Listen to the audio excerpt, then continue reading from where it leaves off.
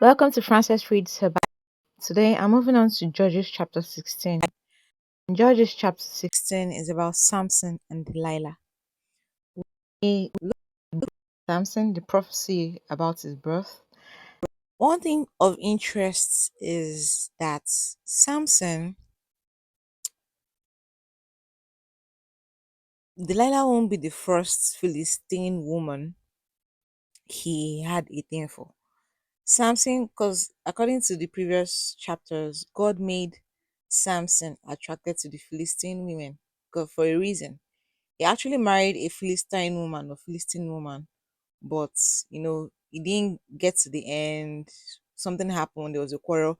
And this was not the first time Samson was tricked by a Philistine woman, as in Delilah won't be the first. This previous wife of his, you know, also tricked him into giving her the answer to a question for the Philistines. So Delilah won't be the first woman to use this technique on him, to manipulate him, cry, beg, and try to get answers to give to the Philistines. Anyways, let's move on. So one day, Samson went to the Philistine city of Gaza. Gaza is still in existence. You see, Gaza at that time didn't belong to the Israelites.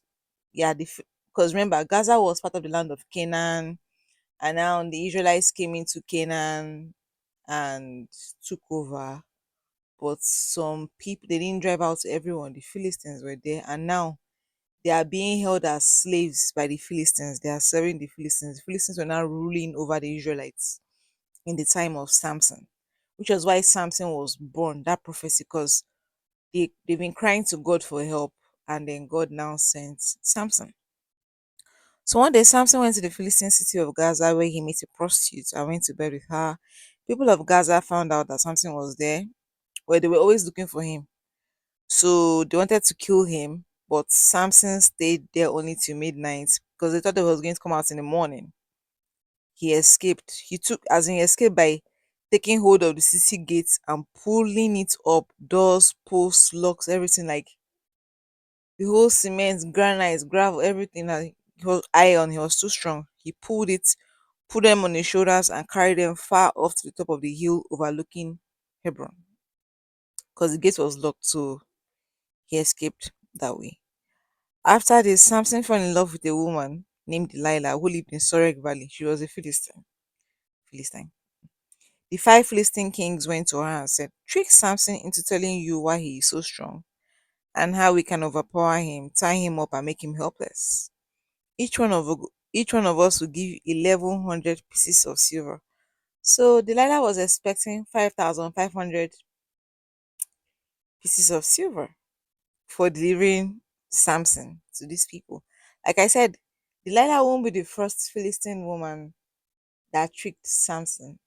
But the other lady was threatened, which was why she did what she did, because she was his wife. But this is a different scenario. So Delilah said to Samson, "Please tell me what makes you so strong. If someone wanted to tie you up and make you helpless, how would he do it?" This is not the first time Samson has gone through manipulation by a woman, by a Philistine woman. He knew. I don't know how he didn't just know. I'm sure he must have known. But then the Bible said God made um Samson attracted to the Philistine women for a reason, even though people did not understand it. But then there was also free will involved, you know. Him telling Delilah his secret was not God's doing. It was his free will. He could have saved the people of Israelites through a different means. Anyways, so Samson said, "If they tie me up with seven new bowstrings that are not dried out, I'll be as weak as anybody else." And that they did just that. As she yelled, "Samson, the Philistines are coming." He snapped the bowstrings just as thread breaks when fire touches it. That's when he should have even known that, oh, she asked me a question, I told her this, and I was not tied up in that same exact way. But no, Samson did not see it. Love was not blind. I don't think Samson was all that smart because someone asks you a question and tell the person, see what you do for me to be that, whatever, and then it now happens and then you escape. Didn't you see the bowstrings? Didn't you see what he was tied with? Anyways, she now goes, oh, you made a fool of me. Imagine, this should have even told him she was the one. He now answered again. After she cried and say, you made a fool of me, you don't love me, yada yada. If they tie me with new ropes that have never been used, I'll be as weak as anybody else. It was obvious from the first instance of him telling her if this happens and then that now happened that she had betrayed him, but he still stayed. One thing I'm learning from this is that many of us, when we notice betrayal the first time, we'll be like, maybe it's this, maybe it's that. We just make excuses for people and stay in that betrayal. That's what I'm learning from this chapter of Samson. If someone betrays you the first time, you don't continue as before, you know? You reevaluate things, you don't give that person access again. But he did again. And then again, Samson, the Philistines are coming. The men were waiting in the other another room. He snapped. Didn't he notice that it was the new ropes that he was not tied with? The new ropes he told her about. But because he didn't see any Philistine, he still stayed. And she now continued. You're still making a fool of me and not telling me the truth. Tell me how someone could tie you up. If you weave my 7 locks of hair into a loom and make it tight with a peg, I'll be as weak as anybody else. She did it. Samson, the Philistines are coming. He woke up and pulled his hair loose from. This is the third time. This was the third time. This was the third time.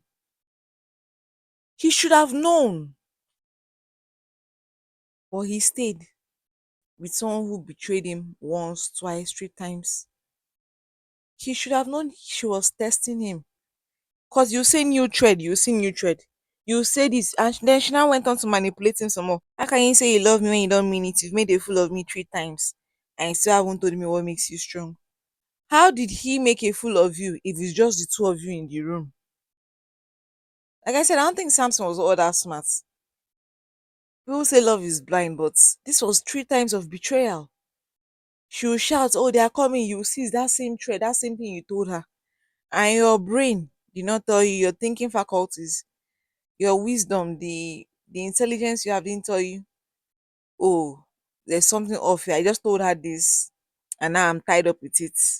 Once, happened twice, happened the third time, you know? So she now went on to manipulate him some more. And then she kept on asking him day after day, night after night. He was tired of all the nagging and her bothering about it. Just something that you knew from birth that nobody was supposed to know. You're not supposed to tell anyone. And it's now someone who has been asking you for it like 3 times. And who, with every answer you've told, has used those things. Use a new rope, they tied it with a new rope. Use thread, they tied it with thread. Use water that has never been used before, they did it. But no, you now still, because she was manipulating you, you're trying to prove that you really love her. Just like when this tomorrow is Valentine's Day and there will be girls who guys will tell, if you know you love me, let's have sex. As a Christian, you shouldn't be doing that. A man who loves you and who loves God don't be telling you let's have sex. And they will manipulate you. You love me, what's there? Is what people in love do. So many situations when someone betrays you the first time, you check it, you acknowledge the betrayal, you forgive them, but you don't give them access as normal. And watch us. Dear Samson. So he now told her the secret. My hair has never been cut. I have been dedicated to God as a Nazarite from the time I was born. If my hair were cut, I would lose my strength and be as weak as anybody else. When Delilah realized that he had told her the truth, she sent a message to the Philistine kings and said, come back one more time. He has told me the truth. They gave her the money, 5,500 pieces of silver. Then Samson went to sleep and then she did it. She cut off his hair, 7 locks. Samson had dreadlocks. So, you know, this was not the first time Delilah did this. So the Philistine kings came and, they took Samson. So what I've learned from this is, like I've mentioned already, there are things about yourself, about your business, maybe also things God have revealed to you that you should not share with people. You keep things to yourself. There are certain things, no matter how much you love or think this person is such a great friend, not everything is for sharing or public consumption. You should have secrets you keep to yourself. So the Philistines captured Samson and they gouged his eyes out. They took him to Gaza. Gaza has always been in existence.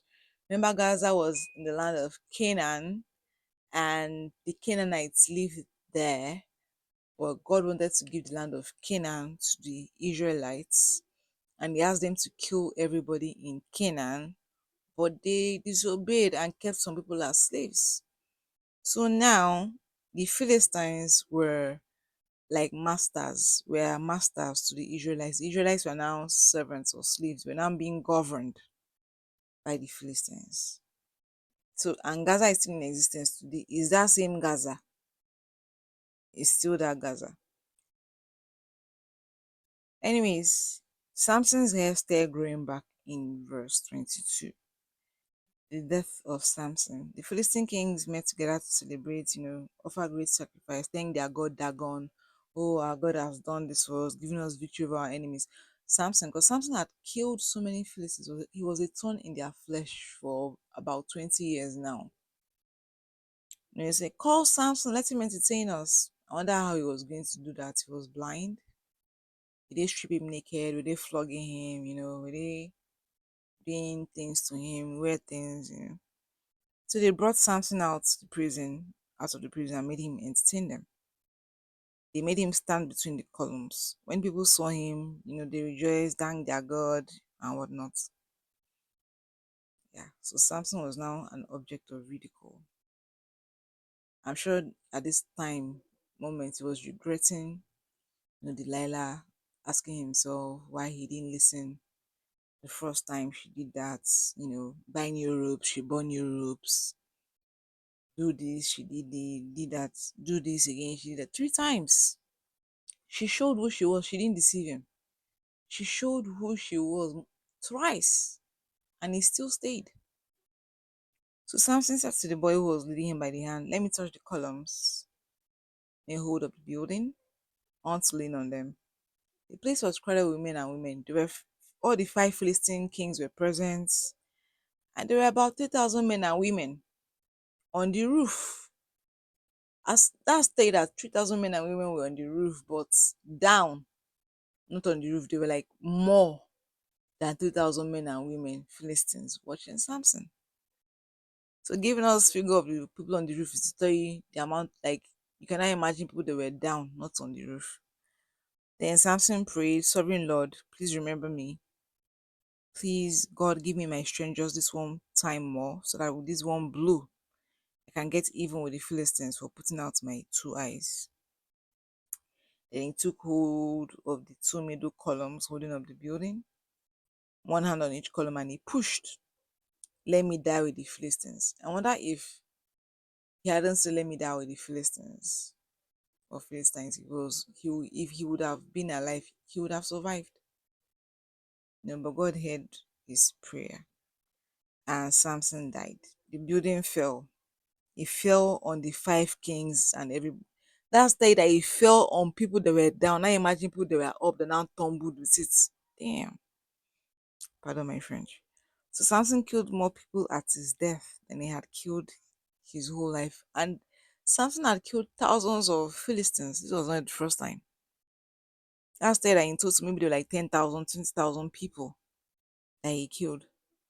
So his brothers, remember before Samson, Manoah, his father, and his mom didn't have children. They were barren for years before Samson. So Samson became the womb opener. So his brothers and the rest of his family came down to get his body. They took him back and buried him between Zorah and Eshtaol in a tomb of his father Manoah. So Manoah was dead. Samson had been Israel's leader for 20 years. So I believe some things I've learned from this chapter are: one, always learn from your past. When something happens, learn from it. Because Samson had had a Philistine woman who had deceived him before, his former wife.